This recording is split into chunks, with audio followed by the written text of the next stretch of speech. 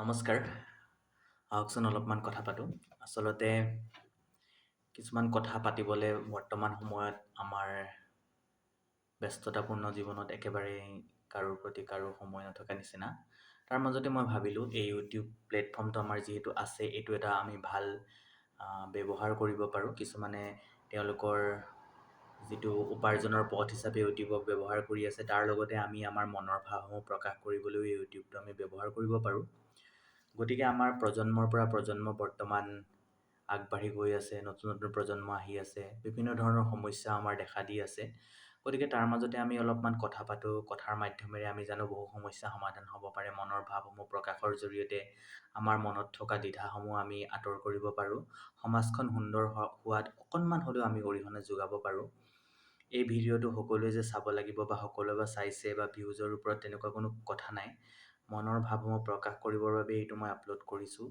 আৰু দুই এজনে যিয়ে তেওঁ ভিডিঅ'টো চাই মোৰ কথা বা মোৰ ভাষা, মোৰ শব্দ, মোৰ তাৰ শব্দৰ ভিতৰত থকা আৱেগ অনুভূতি অলপমান যদিও বুজি পায় বা তাৰ লগত তেওঁ কিবা এটা সম্পৰ্ক গঢ়ি উঠিব পাৰে, তেতিয়া মই সুখী হ'ম। বা তাৰ দ্বাৰা কিবা এটা যদি তেওঁ ভুল শুদ্ধ বিচাৰ কৰিব পাৰে, তাত মোৰ এই ভিডিঅ'টোৰ কমেণ্ট কৰি জনাব পাৰে। গতিকে ইয়াৰ জৰিয়তে আমি এটা আলোচনাৰ মাধ্যমেৰে কিছুমান কথা পাতিবলৈ চেষ্টা কৰিম। মই সেইকাৰণে ভাবিছোঁ যে আমি এনেদৰে ভিডিঅ' আপলোড কৰিবলৈ চেষ্টা কৰিম। বিভিন্ন ধৰণৰ সমস্যা, বিভিন্ন কথা বতৰা, সমাজখনক লৈ, নিজক লৈ, আমাৰ প্ৰজন্মটোক লৈ আগবঢ়াম বুলি ভাবিছোঁ। গতিকে যিহেতু ব্যস্ততাপূৰ্ণ জীৱন, আকৌ কৈছোঁৱেই, ফোন কৰি সকলোৰে লগত কথাৰ আদান প্ৰদান কৰাতকৈ এনেকৈ যদি নিজৰ মনৰ ভাৱসমূহ ৰাখি যাওঁ, কেতিয়াবা কোনোবা কেনেবাকৈ নহ'লেও এই কথাবোৰ যেতিয়া চাব, তেতিয়া হয়তো তেওঁ অনুভৱ কৰিবলৈ পাৰিব। ভিডিঅ'টোৰ বেকগ্ৰাউণ্ডটোলৈ নাযাব। কোনো ধৰণৰ ভিডিঅ' এডিটিং বা তেনেকুৱা ধৰণৰ বেকগ্ৰাউণ্ডটো ক্ৰিয়েট কৰি লৈ কোনোবাই প্ৰফেশ্যনেল এনেকুৱা ধৰণৰ মই ইউটিউবাৰো হ'ব খোজা নাই বা তেনেকুৱা ধৰণৰ এটা ছিটুৱেশ্যন ক্ৰিয়েট কৰিব খোজা নাই। একেবাৰে নেচাৰেল মোৰ যেনেকৈ মই যেনেকৈ থাকোঁ, তাৰ মাজতেই মোৰ মনৰ ভাৱসমূহ প্ৰকাশ কৰিম বুলি আপোনালোকলৈ ভাবিছোঁ। আচলতে কি হৈছে, বৰ্তমান আমি কথা নপতাৰ ফলত আমাৰ যিটো এটা সৃষ্টিশীলতা থাকে, মনৰ ভাৱসমূহ প্ৰকাশ কৰাৰ যিটো এটা পদ্ধতি থাকে বা মানুহৰ মাজত কথা পতা, মানুহৰ মাজত কথা কোৱাৰ, সেই পৰিৱেশটো আমাৰ মাজৰ পৰা লাহে লাহে নাইকিয়া হৈ গৈ থাকে। ব্যস্ততা জীৱন, চাকৰি জীৱন বা ব্যৱসায়িক জীৱন, সকলোৱে নিজৰ জীৱনটো পাৰ কৰিবৰ কাৰণে, নিজৰ দৈনন্দিন প্ৰয়োজনসমূহ পূৰণ কৰিবৰ কাৰণে বিভিন্ন কামত ব্যস্ত হৈ থাকিবলগীয়া হয়। তাৰ মাজতে নিজৰ মা, দেউতা, প্ৰিয়জন আদি সময়সমূহ দিবলগীয়া হয়। এনেদৰে আমাৰ ব্যস্ততাপূৰ্ণ জীৱনটো চলি থাকে। গতিকে নিজক লৈ বা নিজৰ বাবে আমি সময় কেতিয়াও দিব নোৱাৰোঁ। আৰু তাৰ দ্বাৰা আমাৰ কি হৈছে যে আমি নিজক কোনোবাখিনিত হেৰুৱাই পেলাইছোঁ। গতিকে আহকচোন আমি কথা পাতোঁ, ময়ো কথা পাতোঁ, আপুনিও কথা পাতক, আপোনালোকেও ভিডিঅ' আপলোড দিয়ক। কোনোবাই চাই বা নাচাই ভিউজক লৈ কথা নাই। নিজৰ মনৰ ভাৱসমূহ প্ৰকাশ কৰক। তাৰ দ্বাৰা অন্ততঃ আপোনাৰ মনত থকা কিছুমান দুখ, ক্ষোভ, আপোনাৰ সৃষ্টিশীলতা, এনেকুৱা ধৰণৰ বস্তুবোৰ আপোনাৰ প্ৰকাশ পাব। গতিকে মই চেষ্টা কৰিছোঁ আৰু চেষ্টা কৰি যাম বুলি মই আশা কৰিছোঁ। বিশেষকৈ কিছুমান সমস্যাক লৈ আমি আলোচনা কৰিম বুলি যিহেতু কৈছোঁৱেই, বা নিজৰ যিবোৰ দৈনন্দিন আমি দেখি থকা বিভিন্ন ধৰণৰ কথা বতৰাও আমি ইয়াত আলোচনা কৰিম। সেইকাৰণে মই এই গোটেই বিষয়টো আহকচোন আমি কথা পাতোঁ বুলিয়ে ৰাখিছোঁ। আমি আচলতে কথা পতাৰ মাধ্যমেৰেই ইয়াক আমি এই সমস্যাসমূহ লৈ পেলাই আমি সমস্যাসমূহৰ সমাধান কৰাৰ কথা পাতিম। বৰ্তমান সময়ত এতিয়া আমি দেখা পাইছোঁ যে বৰ্তমান সময়ত এটা ডাঙৰ এটা বিষয়ক লৈ পেলাই চৰ্চা বহু চলি আছে, যে আমি দেখা পাইছোঁ যে ৱেষ্ট বেংগলৰ কলকাতাত এগৰাকী ডাক্তৰ, তেওঁ অপকৰ্মৰ দ্বাৰা তেওঁক বহুতখিনি আমি যিটো নিউজ দেখা পাইছোঁ, যে তেওঁ আচলতে ক'বলৈ বেয়া লাগিছে, গতিকে মই তেওঁৰ নামো মই উচ্চাৰণ কৰিব খোজা নাই আৰু অপকৰ্মটোৰ কথাও ক'ব খোজা নাই। গতিকে আমি সেই ইমানখিনি তালৈকে নাযাওঁ। আমাৰ অকল আজি কলকাতাৰ নিউজটো ইমান এটা ভাইৰেল হৈছে বুলি ক'ব লাগিব, কাৰণে আমি গম পাইছোঁ। কিন্তু আমাৰ সিদিনা আমাৰ অসমতে বহুতখিনি ঘটনা, জুন মাহৰ জুলাই মাহলৈকে আমাৰ বহুতখিনি তেনেকুৱা ধৰণৰ ঘটনা ঘটি গৈছে। আৰু আমি প্ৰায়ে শুনি থাকোঁ বা দেখি থাকোঁ এনেকুৱা ধৰণৰ ঘটনা, যে যুৱতী, শিশু ধৰ্ষণ, এইবোৰ অপকৰ্মৰ বলি হয়। গতিকে এই এনেকুৱা ধৰণৰ যিবোৰ আমাৰ দেখা পাই থাকোঁ, এইবিলাক আচলতে সামাজিক ব্যাধি। এখন সমাজক নষ্ট কৰি এখন সমাজক ধ্বংস কৰাৰ এটা ব্যাধি। আৰু এই ব্যাধিটোক আমি হাড়ে হিমজুৱে আমি ধ্বংস কৰিব লাগিব, আমি তাৰ শিপা উঘালি পেলাব লাগিব। গতিকে তাৰ এই শিপাবোৰ যে যিবোৰ এদিনতে আমি উঘালি পেলোৱা সম্ভৱ নহয়, কিন্তু তাৰ লগতে আমি এটা কথা চাব লাগিব, এই যে মানসিকতাটো, যি মানসিকতাৰ দ্বাৰা এই অপকৰ্মসমূহ সংঘটিত হৈছে, এইটো আচলতে এদিনতে হোৱা নাই।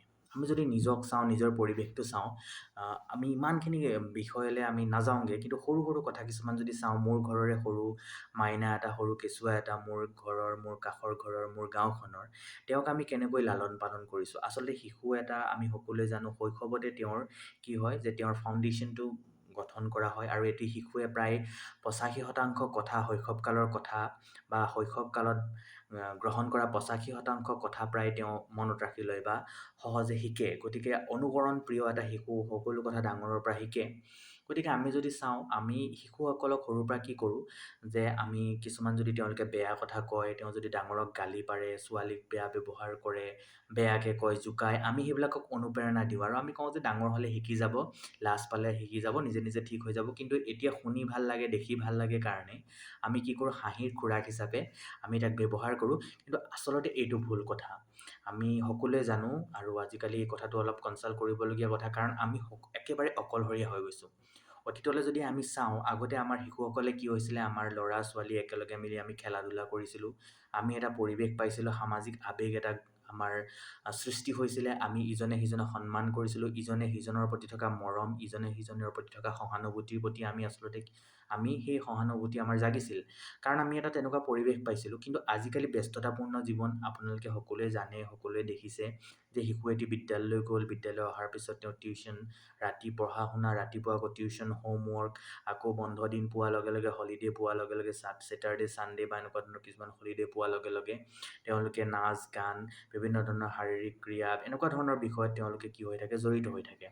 আনকি যিটো গৰম বন্ধ সময়, সেই গৰম বন্ধ সময়তো এটা শিশুক আজিকালি মামাৰ ঘৰ, পেহীৰ ঘৰ, পেহাৰ ঘৰ, বন্ধু বান্ধৱীৰ ঘৰ, এনেকুৱাত যাবলৈ আচলতে দিবলৈ সময় নাই। তেওঁলোকে সেইটো সময়তো কি কৰা হয়, তেওঁলোকে সেইটো সময়তো বিভিন্ন তেনেকুৱা ধৰণৰ ব্যস্ততাপূৰ্ণ জীৱন লৈ তেওঁলোকে আচলতে ব্যস্ত হৈ থাকে।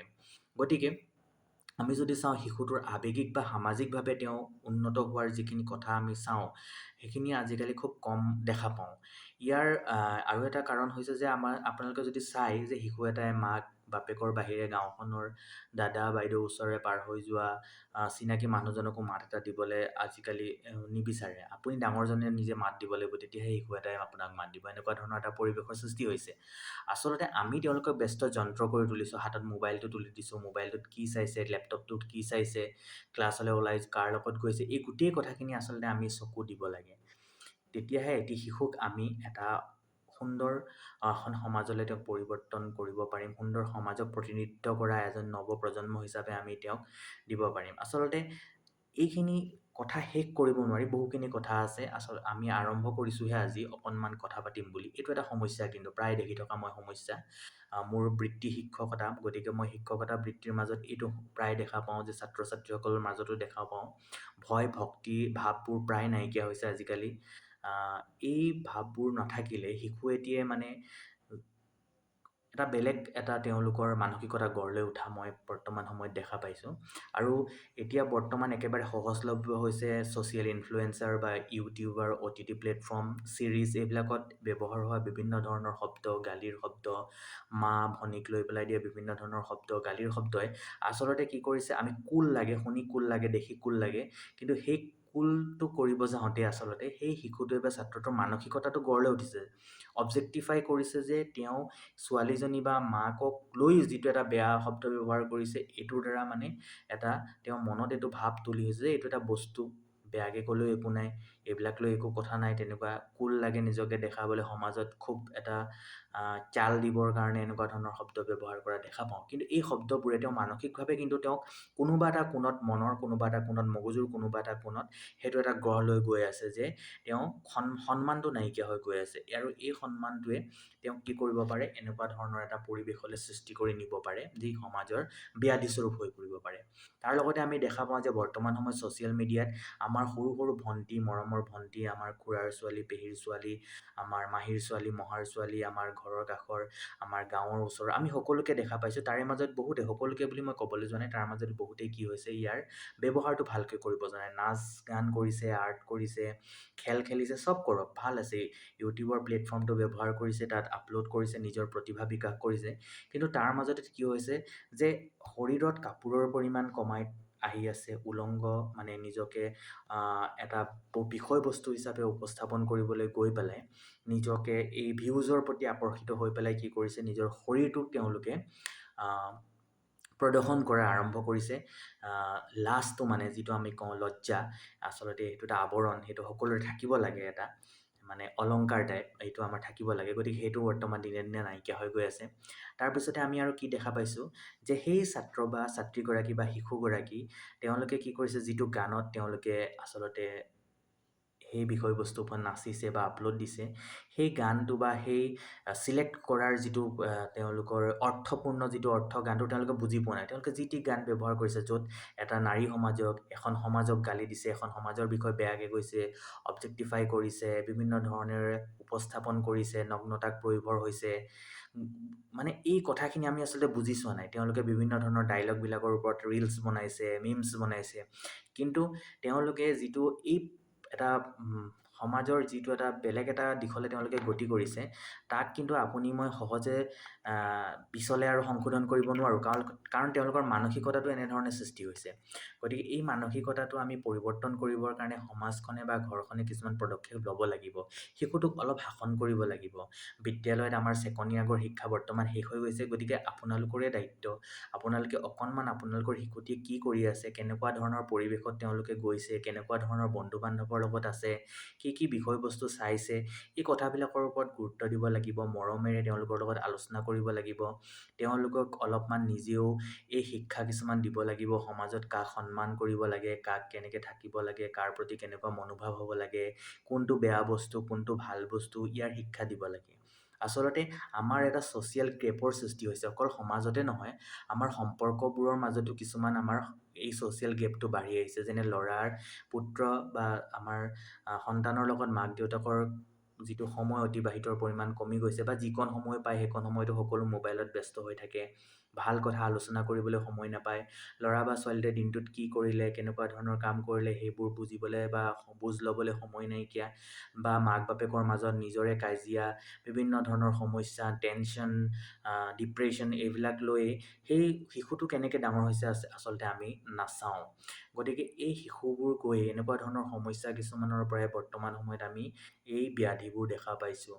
গতিকে এই ব্যাধিবোৰ এদিনতে গঢ় লৈ উঠা নাই, আমি ক'ব পাৰোঁ। ইয়াৰ বাবে মই 20% বা 30% হ'লেও এই আমাৰ পৰিৱেশটো, যিটো পৰিৱেশ শিশুটোৱে সৰুতে পাব লাগিছিল, সেই পৰিৱেশটো নোপোৱাটো মই জগৰীয়া কৰিব খোজোঁ।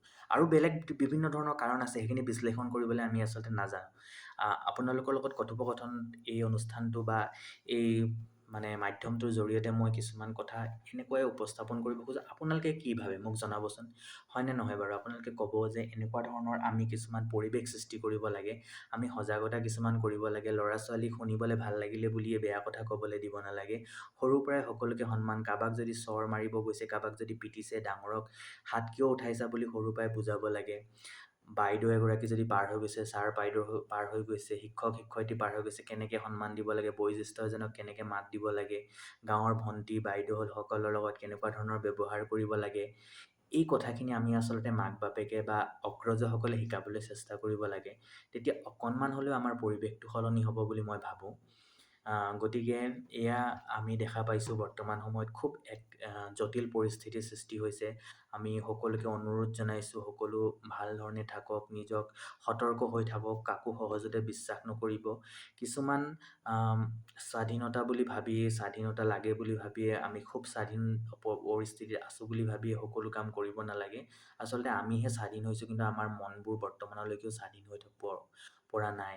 আমি পৰাধীন হৈ আছোঁ। কিহত পৰাধীন হৈ আছোঁ? আমি কাম, ক্ৰোধ এনেকুৱা ধৰণৰ বস্তুত আমি পৰাধীন হৈ আছোঁ। আমি সকলোৱে, মোৰ ক্ষেত্ৰতো এইটো থাকিব পাৰে, মই যে সম্পূৰ্ণ শুদ্ধ, ময়েই সম্পূৰ্ণভাৱে সকলোকে উপদেশ দিব পৰা, এনেকুৱা ধৰণৰ কথা নাই। আমি আলোচনা কৰিছোঁ, মোৰ গাতো তেনেকুৱা ধৰণৰ কিছুমান দুখ আছে। ময়ো কেতিয়াবা হয়তো মোৰ মুখেদি বেয়া শব্দ এটা বাহিৰ হৈছে। কিয় হৈছে? মই লগে লগে সেইটো অনুশোচনা কৰিব পাৰিব লাগিব। লাগিলে মই কোনোবা আড্ডাতেই বহি আছোঁ, মই ক'ৰবাৰ দোকানতে বহি আছোঁ, মই কৰ্মস্থলীতে আছোঁ, মই কাক কেনেকুৱা কাৰোবাৰ ওপৰত যদি মই এটা কথা, দুটা কথা কৈছোঁ, কেনেকৈ কৈছোঁ, কিয় কৈছোঁ, এইটো ভাবিব লাগিব। মোৰ যদি সহকৰ্মীয়ে হওক, মোৰ বন্ধু-বান্ধৱীয়ে হওক, মই দেখা কাৰোবাকে হওক, মই ৰাস্তাৰে দেখি যোৱা ছোৱালীজনীয়ে হওক, ৰাস্তাৰে দেখি যোৱা মই বোৱাৰীজনীয়ে হওক, দাদাজনীয়ে হওক, খুৰাজন, তেওঁৰ বিষয়ে মই ঘপকৈ কিবা এটা কথা কিয় কৈছোঁ, মই ভাবিব লাগিব। মানে সকলো দেখা বস্তুৱে কিন্তু সত্য বুলি আপুনি নাভাবিব। তাৰ গভীৰতাত গৈহে আমি গম পাওঁ যে ইয়াৰ কাৰণ কি কি থাকিব পাৰে, এনেকুৱা ধৰণৰ আমি দেখা ঘটনাবোৰ। গতিকে আমি সকলো বস্তু অকণমান, বৰ্তমান সময়টো খুব এটা জটিল সময় আহি পৰিছে। গতিকে তাৰ প্ৰতি সজাগ হৈ থাকিবৰ কাৰণে সকলোকে অনুৰোধ জনাইছোঁ। আৰু আপোনালোকেও ভাবকচোন, কিছুমান নিজে আমি কৰিব পৰা সমস্যা সমাধান আমি নিজে উলিয়াব পাৰোঁ। আপোনালোকেও যিসকল অগ্ৰজ, যিসকল বিভিন্ন ধৰণৰ শিক্ষকতা বৃত্তিত জড়িত হৈ আছে, তেওঁলোকেও বিভিন্ন ধৰণে এই কথাবোৰ আলোচনা কৰিব পাৰে। ছাত্ৰ ছাত্ৰীৰ লগত খোলাখুলিকৈ আলোচনা কৰিব লাগে। অলপমান নিজেও সজাগ কৰিব পাৰে সকলোকে, সকলোৰে ভাল বেড টাচ, গুড টাচৰ আদিৰ শিক্ষা দিব পাৰে যে কেনেকৈ সজাগ হৈ থাকিব লাগে। আজিকালি চবটো পায়েই যায় ইউটিউবত। গতিকে এই কথাখিনি দীঘল হৈ গৈ থাকিব। প্ৰথম আজি কথোপকথন আলোচনা কৰিলোঁ, ইয়াৰ পিছত আমি আৰু সৰু সৰু টপিকৰ ওপৰত আলোচনা কৰিম। যি দুই এজনে চাই যথেষ্ট অকণমান যদি বুজে, কিবা এটা মোক লিখিব যে ঠিক মানে কথাবিলাক আমি উপস্থাপন কৰা কথাবিলাক হৈছেনে নাই, বা ইয়াৰ দ্বাৰা কিবা এটা ৰিজাল্ট আমি উলিয়াম, সমাধানৰ কথাও আমি পাতিম, লাহে ধীৰে আমি আলোচনা কৰিম। সকলোকে অনুৰোধ জনাইছোঁ যে আপোনালোকে যি দুই এজনে চাই, তেওঁলোকে যদি কিবা মোক ভুল দেখিছে বা কিবা ক'বলগীয়া থাকে ক'ব, আমি আলোচনা কৰিম, কথা পাতিম আপোনালোকৰ লগত। কথা পাতি পেলাই কিছুমান নিজৰ মনৰ ভাৱ প্ৰকাশ কৰিম, আৰু কিছুমান নজনা কথা জানিবলৈ চেষ্টা কৰিম। গতিকে ধন্যবাদ। আশীৰ্বাদ কৰিব আমি যাতে আৰু এনেকুৱা ধৰণে বিষয়বস্তুসমূহ আলোচনা কৰি কিছুমান সমস্যা আমি এই সাধাৰণ কথোপকথনৰ মাজেৰে যাতে সমাধান কৰাত অকণমান হ'লেও অৰিহণা যোগাব পাৰোঁ। ধন্যবাদ।